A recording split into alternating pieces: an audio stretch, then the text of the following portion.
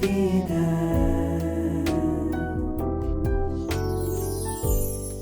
Nosso momento de refletir a vida. Como é bom, né? A gente parar um pouquinho nessa correria do dia a dia, nesse sufoco, vai lá, vem cá, vida agitada para todo mundo. Mas é bom a gente ouvir o Senhor falando conosco. Muitas vezes a gente diz, poxa vida, o Senhor não falou mais comigo, me abandonou. Só que você também não para. Como? Como que ele vai falar se você não para ouvi-lo? E neste dia vamos falar sobre a Páscoa, o verdadeiro sentido da Páscoa.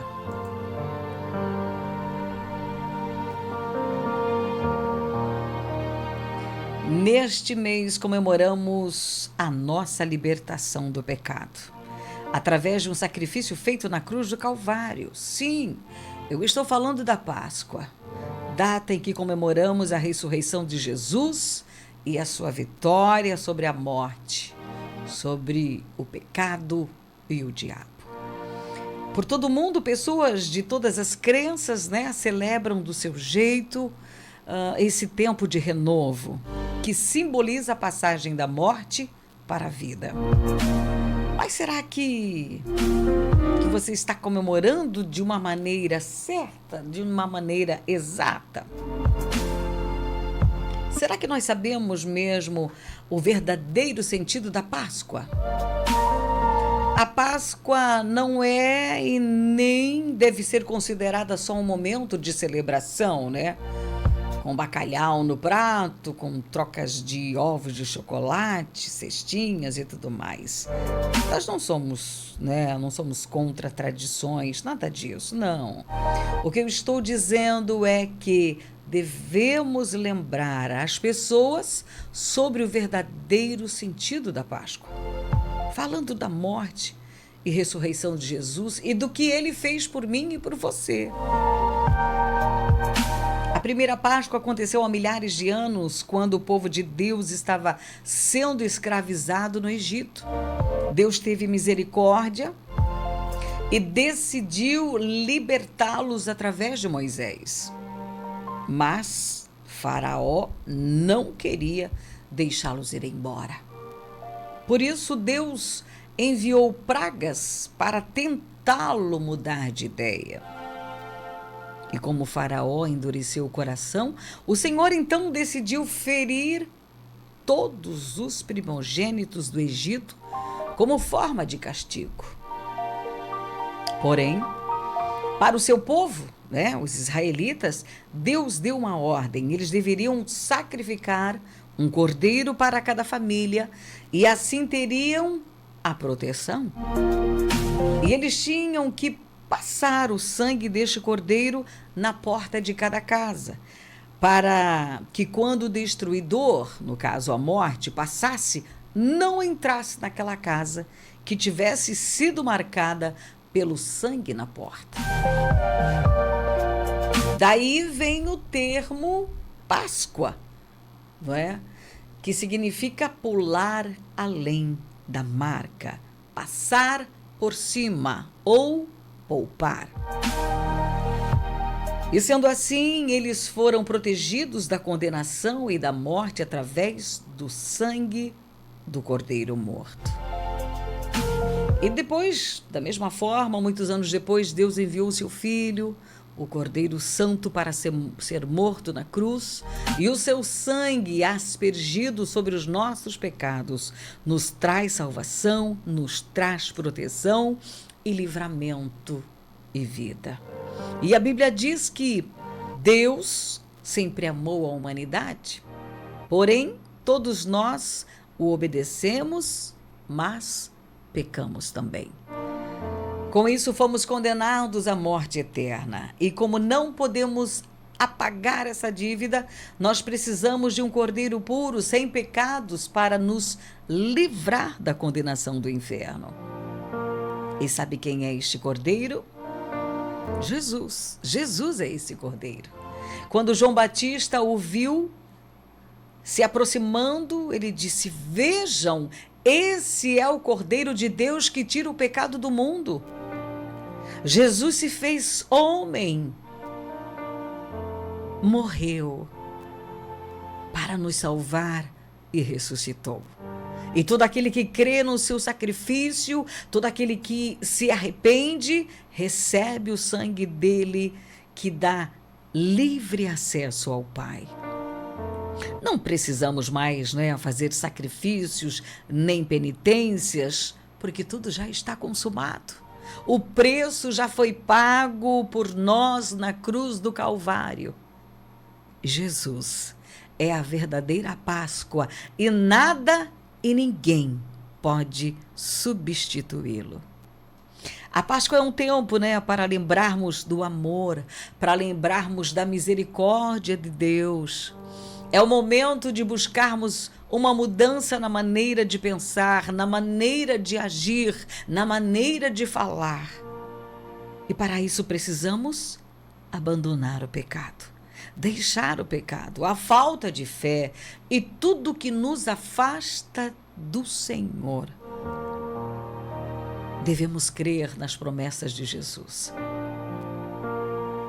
Em João capítulo 10, verso 10 diz: eu vim para que vocês tenham vida e a tenham em abundância. Nós não podemos nos conformar com as coisas desse mundo, mas sim podemos permitir, que sejamos transformados a cada dia pela palavra de Deus. Jesus foi morto, mas ressuscitou ao terceiro dia, e ele fez isso para que pudéssemos crucificar a nossa natureza pecaminosa e ressuscitarmos para a vida que Deus tem para nós. Isso nos dará a vida eterna.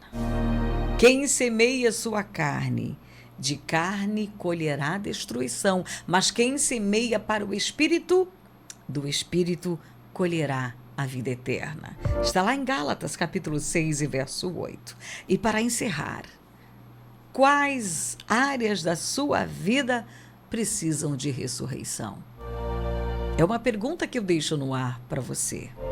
Qual é a área da sua vida que precisa de ressurreição? O que você deixou morrer que precisa renascer o quanto antes? O que é? Talvez você precisa ressuscitar a alegria de viver. E eu vou abrir um parêntese aqui e vou contar para vocês o que me aconteceu hoje. Porque nessa frase eu pude lembrar dessa ocasião, O que precisa renascer o quanto antes na sua vida? Talvez você precisa ressuscitar a alegria de viver.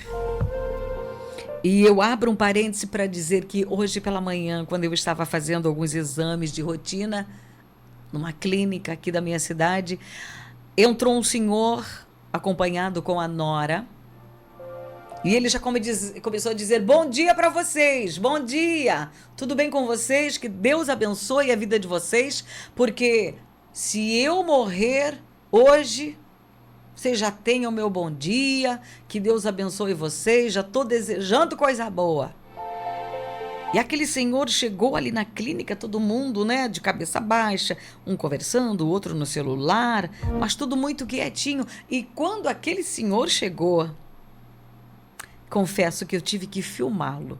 Eu filmei com meu telefone e coloquei no grupo para o meu esposo ver e para o meu filho. Aquele senhor chegou com uma alegria tão grande e a nora dele disse: meu sogro acabou de sair de uns exames de eletro, ele tá tão feio na foto. Mas ele chegou assim, alegrando a clínica. Já começou a dizer que desejava uma semana boa, porque ele não sabia se amanhã ele estava vivo e que se ele morresse naquele dia, pronto, já tinha dado um bom dia, já tinha alegrado o coração das pessoas. E ali ele começou a contar mais um pouquinho, contou que uma vez ele foi, se acidentou de moto, e o caminhão passou por cima da moto e achavam que aquele homem estava debaixo do caminhão. E quando veio o socorro perguntou: meu Deus, cadê o homem? porque a moto estava destruída. E ele disse, eu estou aqui. E ele ria, gente. Eu estou aqui, eu estou aqui, eu estou aqui. A moto foi pro pau, ele dizia. Olha, a moto foi destruída, mas eu estou vivo. E aquele senhor contava sem vergonha nenhuma. E depois que ele saiu, gente, depois que ele saiu, que ele foi atendido bem rápido, mas ele pôde ali abraçar 1, 2 pessoas, beijar na cabeça, conversar, e saiu. As pessoas começaram a rir e a falar daquele senhor, que foi 3, 4 minutos que ele ficou ali na clínica. Ele transmitiu uma alegria tão gostosa.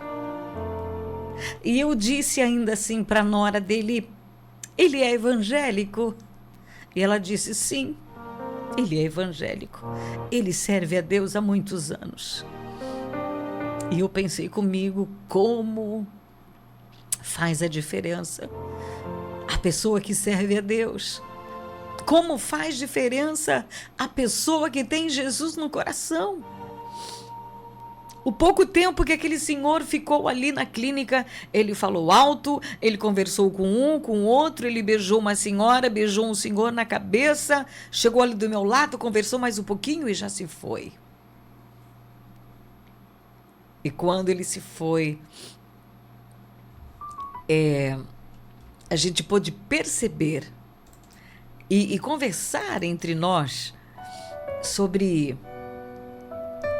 essa alegria, essa paz no coração, essa alegria que contagia as pessoas. E nós ficamos ali conversando sobre aquele senhor. E nesse dia eu pergunto para você, talvez você precisa ressuscitar a alegria dentro de você. Você precisa ressuscitar a paz dentro de você. Precisa ressuscitar a sua fé. Precisa ressuscitar os seus sonhos. A esperança que já não tem mais, quem sabe. Você precisa ressuscitar o otimismo. Você precisa ressuscitar o perdão, o amor próprio, porque muita gente não tem mais amor em si mesmo. Porque se tivesse amor, não tiraria a sua vida. Esses dias eu fiquei internada uma noite e um dia ali no CIS e Deus fez isso tudo acontecer e eu me pergunto, Senhor, é só Tu mesmo? Porque naquela noite que eu passei em claro, eu pude falar de Jesus para um homem que estava tuberculoso ali do meu lado, tossia muito. Eu pude falar de Jesus para uma moça que com 36 anos estava ali, porque tinha tentado tirar a sua vida, ela com 4 crianças pequenas. E eu não pude ficar de boca fechada. Eu disse, Senhor, eu não sei por que o meu peito dói. Eu não sei por que eu estou com essa dor, mas eu sei que Tu me trouxesse aqui para falar do Teu amor a essas pessoas que não têm mais o amor próprio, que não tem mais certeza do amanhã, que não sente mais o Teu amor. O que você perdeu? Quais áreas da sua vida que precisam ser ressuscitadas? E ao responder essas perguntas, você estará dizendo a Jesus, Senhor, agora eu entendo, agora eu sei o verdadeiro motivo da sua morte e da sua ressurreição. Senhor, transforma a minha vida, transforma o meu ser. Eu creio em Ti como meu único Salvador. E agradeço a Ti por me dar mais uma oportunidade. Dar a oportunidade de me tornar filho, filha de Deus. Enfim, desejo que você possa parar, possa pensar muito depois dessa reflexão. Que nessa data de Páscoa, uma data tão especial, que você seja restaurado, que você seja motivado a buscar dia após dia, não coisas terrenas, mas coisas do alto, sempre desfrutando da graça do Senhor, que nos perdoa, que nos corrige, que nos ama, que nos dá salvação, através do Cordeiro de Deus, Jesus Cristo. Que Deus abençoe a sua vida muito, é o desejo do meu coração. Reflexão.